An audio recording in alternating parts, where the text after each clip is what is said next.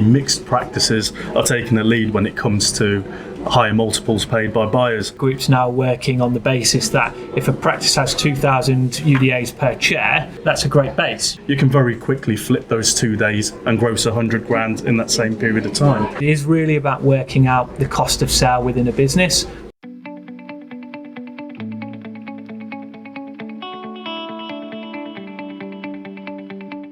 Hi there, welcome to this water cooler. I'm joined with Anil to discuss NHS contracts and should you hand back your NHS contract. So I guess the first thing to talk about is the NHS contract element of a business still attractive to buyers?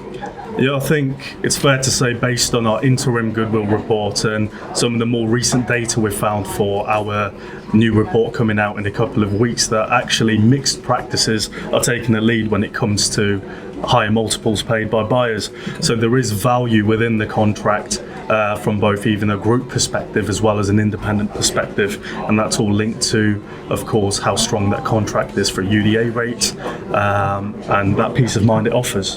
And from an individual perspective, banks love NHS contracts. So you used to work in the finance team and broker a lot of finance deals. So from a bank's perspective, and if you were a buyer, the NHS holds some key value, and even if you're an owner out there that doesn't or is looking to focus more privately, it doesn't necessarily mean that buyer will. Yeah. No, true. I think it's all about the security element, and I think where it comes to the NHS contract itself and whether you should hold on to it or get rid of it, I think firstly it depends on how much it's actually adding to your total turnover. So what's the significance of that, and can you actually afford to lose that contract, and what effect will that have on your business? And then secondly, it's all down to occupancy as well. So from a valuation angle, we would argue if you are hitting that contract comfortably, and if it's quite a significant contract offering 36 quid a UDA, it's quite the profit centre. And if you've got then additional chair space, that's additional growth on top of that income that you're getting. But if it is, say, a smaller contract that you're not doing so well on, £28 a UDA, and if you can reconstitute that income privately, then that might be a consideration then when it comes to handing back. I mean, from a group perspective, a lot of the groups now are working on the basis that if a practice has 2,000 UDAs per chair, that's a great base. It's guaranteed income. It brings in a patient base. Arguably, if that's a largely majority kids contract or the practicing kids, they're still retaining the adults for private fee per item.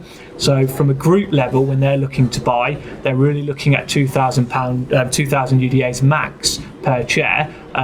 But from a independent market, is your buyer may see some really good value in that NHS contract. So certainly if you're selling in the short to medium term, I would always advise keeping that contract whatever the situation. You're not going to be able to replicate that private income quick enough that you've lost the NHS. Would you kind of say? Yeah, I'd agree, because it's just down to the strength of patients. If you are already a majority private practice and you've got a small 2,000 UDA contract, kids contract that you're underperforming year on year, you'd argue it's a bit of a nuisance taking up 2 days of chair time. You can very quickly flip those 2 days and gross 100 grand in that same period of time. So it just depends on the practice makeup and the significance of that. And a lot comes down to UDA values. If we look at UDA values across the country, and obviously the NHS have recently announced increases that if you were below £28 per UDA, you would be uplifted to £28. But in some areas, where UDA rates are £28 and the payout to associates is increasing year on year, and we're seeing upwards of £14 in some areas per UDA, unless you've got that margin within the cost of sale, it's really difficult to say, keep an NHS contract if you've got £28 a UDA, paying out £14, paying out the nurse cost, which has increased from,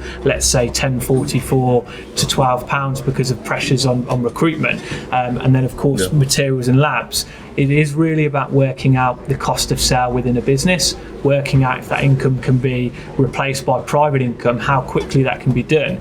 A lot of these things, though, are medium to long-term plans as opposed to short to medium-term plans. So if you are thinking about selling your business in the next 12 to probably 24 months, it really needs to be a consideration as to handing it back. Maybe look at rebasing to actual delivery over the last 3 years, look at the gross profit look at occupancy.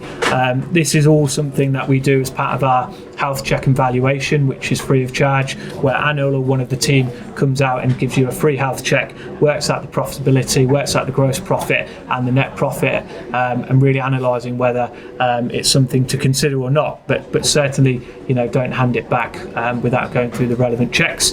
Anil, thank you very much for your time, Thank you. and we'll see you again on the next water cooler.